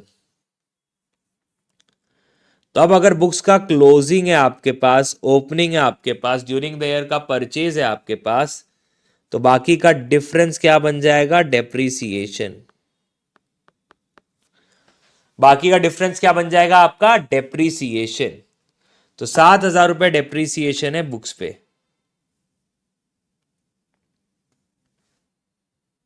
बधाई हो ऋषभ, तुम्हारा मैथ्स वीक हो चुका है। सब कुछ सही होने के बाद भी तुम गलत करते हो। कैलकुलेशन एरर 9,000 रुपए। ऋषभ कैलकुलेटर लेके आओ नया। म्युनिसिपल टैक्सेस 6,000 रुपए। ओके, म्युनिसिपल टैक्सेस आपके हैं 6,000 रुपए। तो अब सर प्रीवियस ईयर का खर्चा करंट ईयर में पे किया, करंट ईयर का खर्चा अगले साल पे करेंगे, तो करंट ईयर का खर्चा भी 6,000 है। और ये एवरीवन प्लीज कॉन्सेंट्रेट, यहां पे फंडा आ रहा है, करंट ईयर का खर्चा 6,000 रुपए है, प्लीज कॉन्सेंट्रेट। सर ये 6,000 निकला कैसे? देखो राजा, यहां पे आपको बताया गया कि हमारा साल शुरू होता है 1 जनवरी 24 को और हमारा साल खत्म होता है 31 दिसंबर 25 को। हम म्युनिसिपल टैक्सेस कब पे करते हैं? 1 अप्रैल 24 को। तो अब प्लीज सब यहां पे ध्यान देंगे, जब मैं 1 अप्रैल 24 को पे करता हूं, ये म्युनिसिपल टैक्सेस पर एनम के रहते हैं, तो मैं कितने समय के लिए पे करता हूं? सर आप 31 मार्च 25 तक के लिए पे कर दिए, क्योंकि साल में एक बार है, तो आपने 31 मार्च 25 के लिए पे कर दिया। करंट ईयर का कितना हो गया? सर करंट ईयर का देखो सर, करंट ईयर का आपका हो गया सिंपल सोबर, करंट ईयर का आपका हो गया 9 महीने।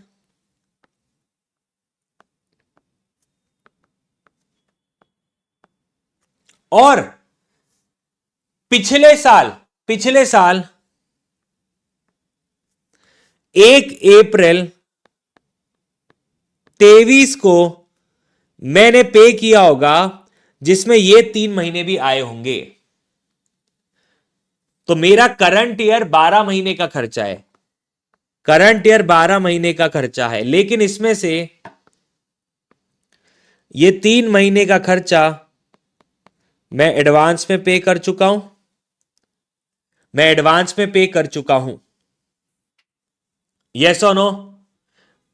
ये मेरा ओपनिंग एडवांस, और यहां पे वैसे ही 3 महीने का खर्चा आपका क्लोजिंग एडवांस। तो दोनों जगह ओपनिंग एडवांस 3 महीने का, क्लोजिंग एडवांस 3 महीने का। तो खर्चा आपका साल का 6,000 ही है, बट आपका क्लोजिंग एडवांस है 6,000 का 3/12, दैट इज 1,500 रुपए। और आपका ओपनिंग एडवांस भी 1500 रुपए। ओके, आपका ओपनिंग एडवांस भी 1500, आपका क्लोजिंग एडवांस भी 1500।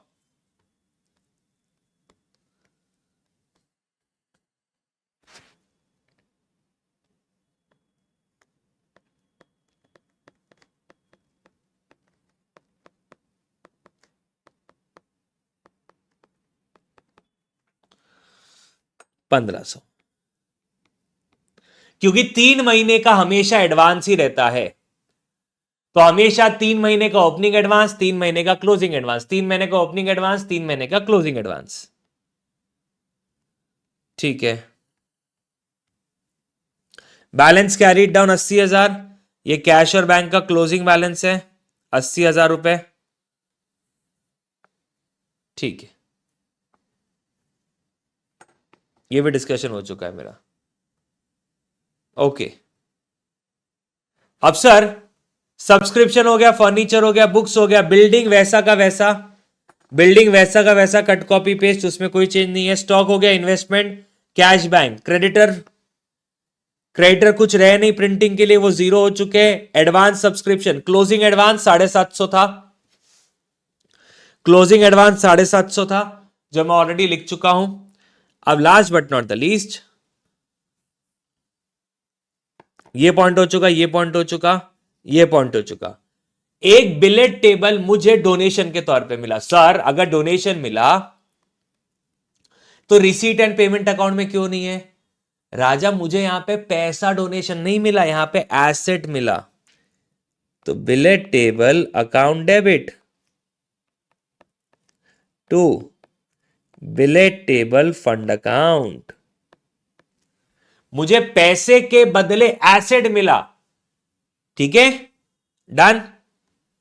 तो डोनेशन फॉर बिलेट टेबल 50,000। चलो, फिर कैपिटल आपका यहां से निकल जाएगा। ओके, बैलेंसिंग फिगर, वो बैलेंसिंग फिगर आपको यहां पे लिखना है, जो भी प्रॉफिट हुआ उसे ऐड करना है, आपका आंसर आ जाएगा। ओके, चलो let's move further to the next question.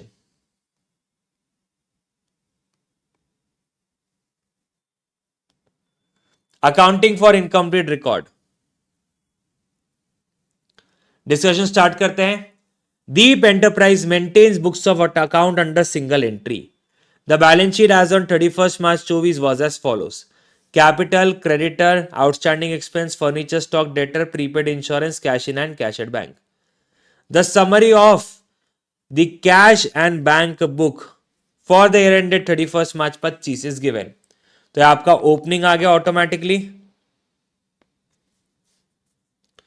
आपका क्लोजिंग है, ठीक है। ड्यूरिंग द ईयर आपने कैश सेल किया 55,35,000 का, और डेटर लोगों से आपको 13,87,500 मिले। आपने एक्सपेंसेस पे किया, मालक लोगों ने 1,80,000 की ड्रॉइंग्स की। Additional information, discount allowed to debtor and receive from creditor, तो आपने 27,000 को डेटर लोगों को डिस्काउंट दिया एंड 21,250 का आपको डिस्काउंट मिला। Annual fire insurance premium is 4,500, paid every year on 1st August। तो अब आप हर साल 4,500 रुपए पे करते हो।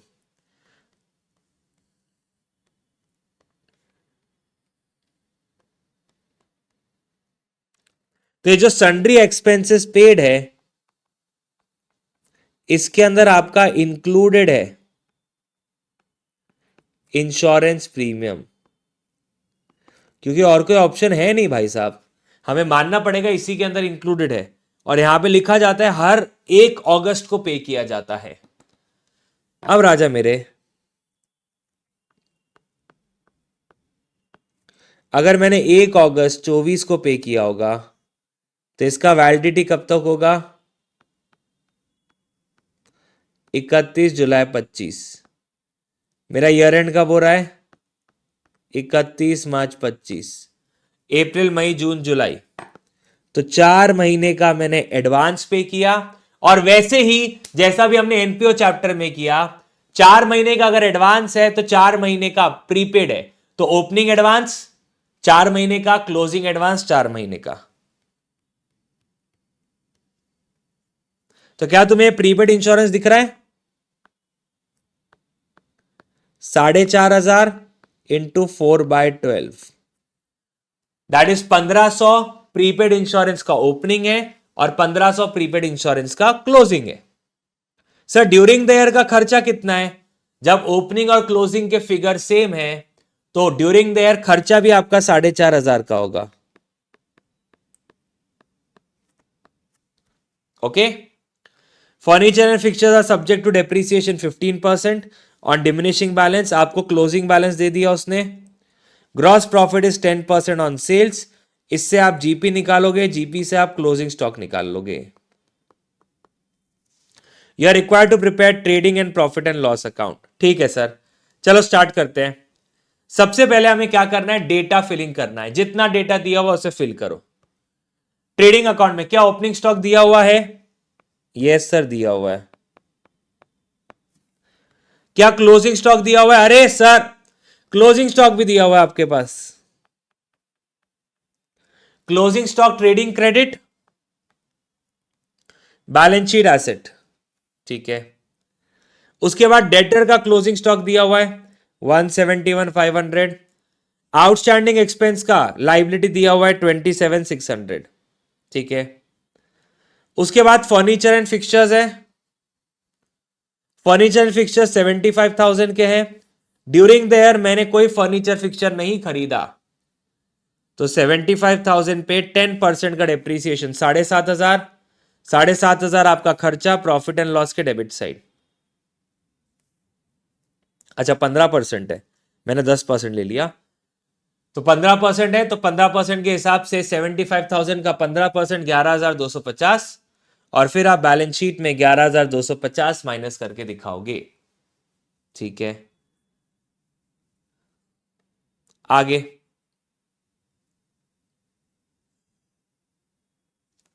तो ये पॉइंट हो गया, ये पॉइंट का इफेक्ट ले लिया मैंने।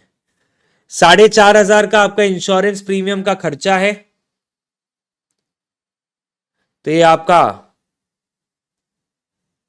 इन्होंने वर्किंग नोट नंबर 4 में लिया हुआ है पूरा कैलकुलेशन। सर क्या हम एनपीओ वाला फॉर्मूला यहां पे यूज कर सकते हैं? बिल्कुल यूज कर सकते हो राजा, मेरे को तो कॉपी पेस्ट ही मारना है। सर मार दो।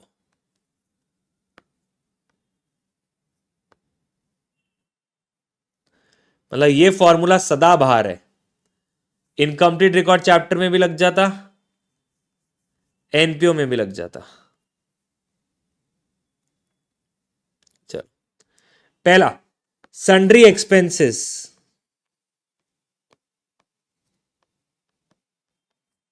आपने पे कितने किए? 465, 525। सन्ड्री एक्सपेंस के ओपनिंग आउटस्टैंडिंग है 33,750, तो ओपनिंग आउटस्टैंडिंग 33,750। क्या क्लोजिंग आउटस्टैंडिंग है क्या? हां सर क्लोजिंग है 27,600। और जो इंश्योरेंस है ओपनिंग एडवांस 1,500, क्लोजिंग एडवांस 1,500।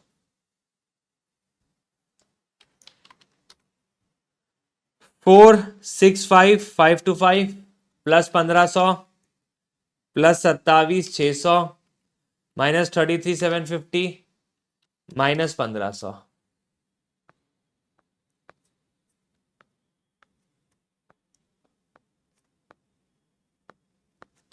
459,375। ये देखो 459,375, तो इसमें जो इंश्योरेंस है ओपनिंग क्लोजिंग वो आ गया। ठीक है, ओके सर। डिस्काउंट अलाउड, अब मुझे डिस्काउंट मैंने दिया और मुझे डिस्काउंट मिला, तो जब मैंने दिया मेरे लिए खर्चा, जब मिला मेरे लिए कमाई। अब याद रखना इनके इफेक्ट डेटर क्रेडिटर अकाउंट में भी जाएंगे जो आपको बनाना पड़ेगा। तो डेटर का ओपनिंग दिया हुआ है, बिल्कुल। डेटर का क्लोजिंग दिया हुआ है, बिल्कुल। डेटर लोगों से डिस्काउंट हमने दिया, तो डिस्काउंट डेबिट, डेटर क्रेडिट। और ऊपर से डेटर लोगों से पैसा कितना मिला, बैंक डेबिट, डेटर क्रेडिट 1387। तो बाकी का क्या हो गया आपका, सेल्स 14,30,000 रुपए, या आपकी 14,30,000 रुपए सेल, कैश सेल दी हुई थी, टोटल सेल्स आ गई। अब क्रेडिटर की बात कर लेते हैं। क्रेडिटर का ओपनिंग दिया हुआ है 378,750,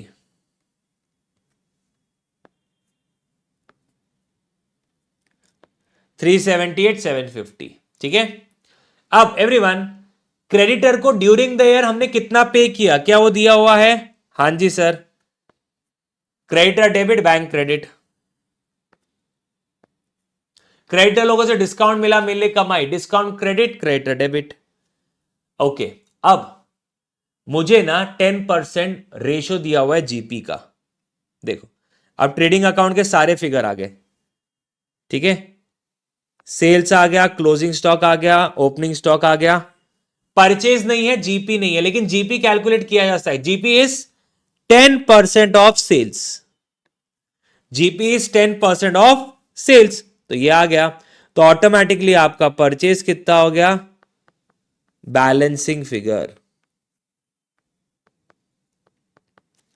परचेज आपका हो गया बैलेंसिंग फिगर। देखो, ये निकाल लिया, ये दिया हुआ है, ये दिया हुआ है, जीपी निकाल लिया 10% ऑफ सेल्स, तो क्या बचा ऑटोमेटिकली, परचेज। परचेज को क्रेडिटर में डाल दो, मानेंगे पूरा का पूरा क्रेडिट परचेज है, ठीक है। मानेंगे पूरा का पूरा क्रेडिट परचेज है, ठीक है। अब क्या मेरे पास यहां पे ओपनिंग स्टॉक है? बिल्कुल। क्लोजिंग स्टॉक है? बिल्कुल। सेल्स है? बिल्कुल। जीपी है? बिल्कुल। तो ये परचेज आ गया ना, अलग से क्यों दिमाग खराब कर रहे हो। 62,98,500, तो हम मानेंगे पूरा का पूरा परचेज आपका क्रेडिट है, तो ऑटोमेटिकली आपका क्लोजिंग आ जाएगा बैलेंसिंग फिगर। तो क्रेडिटर का क्लोजिंग बैलेंस शीट के लायबिलिटी साइड। और कुछ बचा? नहीं भाई, खत्म, सारी बातचीत खत्म हो गई हमारी। प्रॉफिट निकालो, कैपिटल में ऐड कर दो, क्वेश्चन खत्म। इंपॉर्टेंट था क्रेडिटर का कैलकुलेशन वाया ट्रेडिंग अकाउंट। अच्छा, ये अकाउंट का नीड है क्या? Not needed in exam. क्या क्वेश्चन ने आपसे मांगा क्या? एक बार वो भी चेक कर लेते। पता चला क्वेश्चन ने मांगा, नहीं नहीं मांगा, तो this is not needed in exam. Okay, सीधा आप क्रेडिटर का वर्किंग नोट बना लेंगे। चलिए,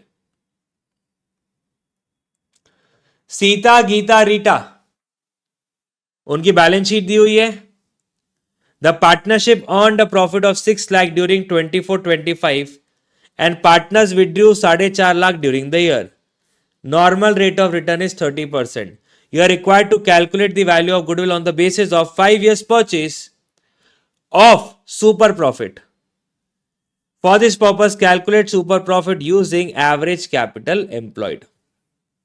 अब राजा प्लीज सब यहां पे ध्यान देंगे। यहां पे आपको बोला goodwill equals to super profit into number of years of purchase.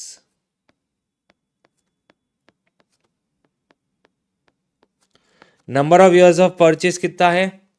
Number of years of purchase 5 है।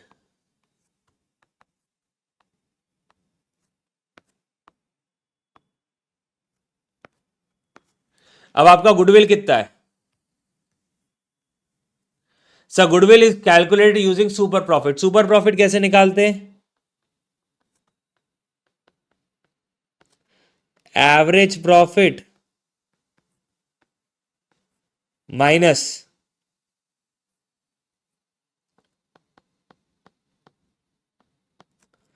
Normal return. नॉर्मल रिटर्न कैसे निकालते? Capital employed into NRR. अब राजा नॉर्मल रिटर्न हम कैसे निकालते हैं? Capital employed into NRR। क्या यहां पे आपको कैपिटल एम्प्लॉयड यूज करना है? नहीं, आपको क्वेश्चन ने कहा एवरेज कैपिटल एम्प्लॉयड को यूज करना है। अब सर एवरेज कैपिटल एम्प्लॉयड कैसे निकालते हैं? तो सर अब एवरेज कैसे निकाले? देखो राजा, एवरेज कैपिटल का मतलब क्या होता? यह आपका बचपन की बात है। साल के पहले दिन आपका कितना कैपिटल, प्लस साल के आखिरी दिन आपका कितना capital, the whole divide by 2। साल के पहले दिन कितना कैपिटल है सर? पता नहीं। अच्छा, एक इक्वेशन और आपको पता है, opening capital plus profit during the year. अगर एडिशनल कैपिटल लाया तो ऐड कर देना, कुछ ड्राइंग्स होंगी तो वो माइनस कर लेना, ऑटोमेटिकली आपका क्लोजिंग आ जाएगा। आपका क्लोजिंग कैपिटल कितना है? आपका क्लोजिंग कैपिटल है 2,55,000 प्लस 9,45,000 प्लस 6,75,000। क्लोजिंग कैपिटल है 18,75,000। ड्राइंग्स क्वेश्चन ने बताई है 4.5 लाख की। एडिशनल कैपिटल कुछ नहीं है, ड्यूरिंग देयर प्रॉफिट हुआ है 6 लाख रुपए का।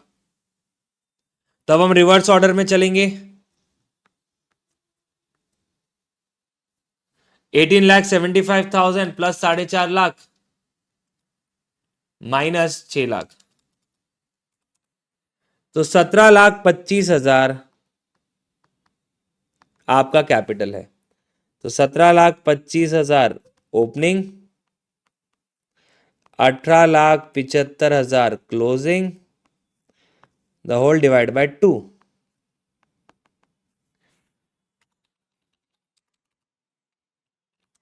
तो आपका एवरेज कैपिटल एम्प्लॉयड आया 18 लाख इंटू NRR 30%। और हम एवरेज प्रॉफिट कितना लेंगे? सर एवरेज निकालने का मेरे पास कुछ तरीका ही नहीं है, तो मैं एवरेज के जगह जो प्रॉफिट दिया हुआ है वो ले लूंगा 6 लाख। 6 लाख माइनस 5,40,000, 60,000 रुपए का आपका आ गया super profit. 60,000 into 5 that is 3 lakh. Okay, वापस से सुपर प्रॉफिट का फॉर्मूला क्या है? Average profit minus normal profit. ठीक है, actual average profit minus normal profit.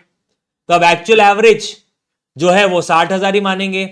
Normal profit निकालने के लिए उसने कहा आप कैपिटल एम्प्लॉयड इंटू NRR तो ले रहे हो, बट ये कैपिटल एम्प्लॉयड आपका एवरेज कैपिटल होना चाहिए। तो average capital is opening minus opening plus closing the whole divide by 2।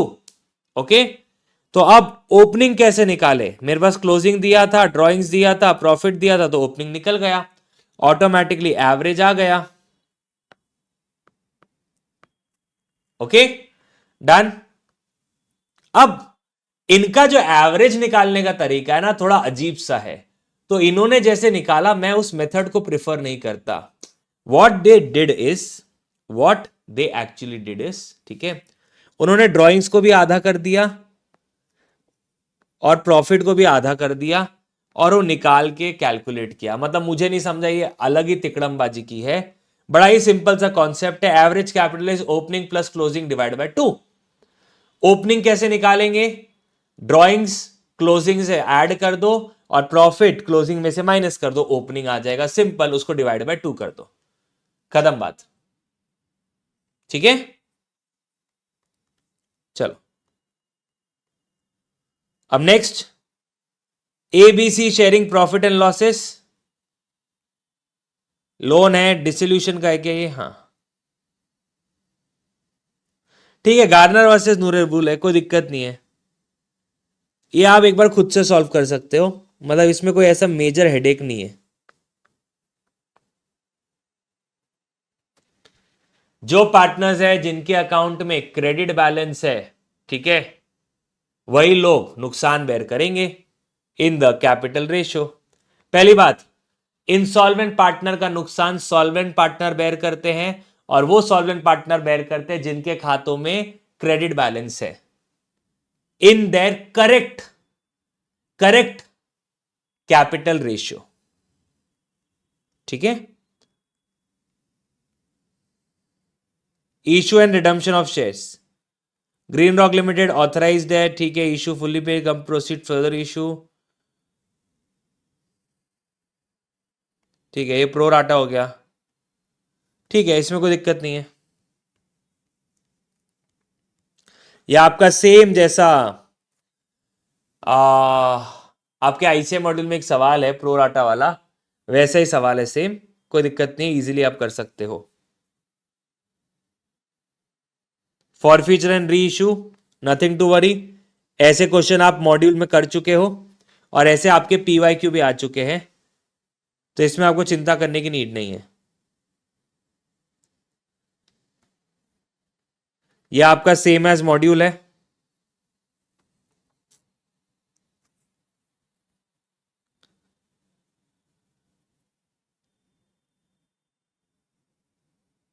ये देखो, ये तो एक बार पीवाईक्यू भी आ चुका है कि फेस वैल्यू पूरा नहीं लाते हैं, कुछ फेस वैल्यू रिडम्पशन के डेट के बाद आ रही है, ऐसा आप मॉड्यूल में सवाल कर चुके हो, तो नीड नहीं है। और रूल्स ऑफ पोस्टिंग ये रीड वंस है। ओके, चलो स्वराजा, आज के लिए इतना ही। ये जो पूरे नोट्स है मैं ये अटैच करके फ्री रिसोर्स सेक्शन में डाल देता हूं। अगर आपको इच्छा होगी डाउनलोड करने की तो आप फ्री रिसोर्स सेक्शन से डाउनलोड कर सकते हैं वीसी गुरुकुल के। ठीक है, चलो, love you all, bye bye, take care, this is Sirishwar signing off, tata, take care, bye bye, see you all very soon, tata, bye bye, love you all.